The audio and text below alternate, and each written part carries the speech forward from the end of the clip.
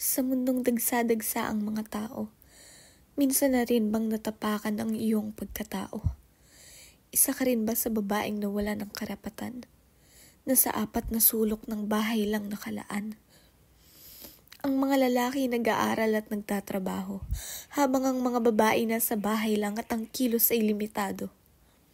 Kanilang pangarap ay di man lang nabigyan ng pagkakataon, ito man lang ay umusbong. Sa babae, obligasyon, habang sa lalaki, ito'y ambisyon. Kami babae, hindi babae lang. Kami may karapatan at di nyo dapat basta diktahan. Kami may mga tinig na nais ipadinig. Sa daigdig tuwing kami inyong inuusig.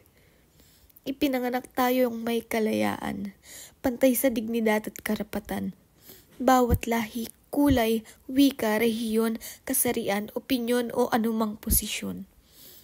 Naway makatanggap ng pagmamahal na walang kondisyon.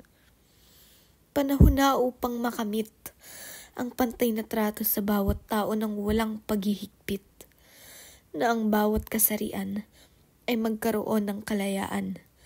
Bakit nga ba kasi ang salitang respeto tila nakakalimutan na ng mga tao? Ito'y naaayon sa kahit anumang nayon at maaari sa kahit anumang lahi.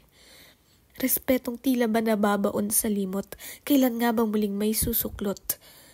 Kailan ba makakalaya ang tinatawag nilang salot sa isang mundong masalimuot?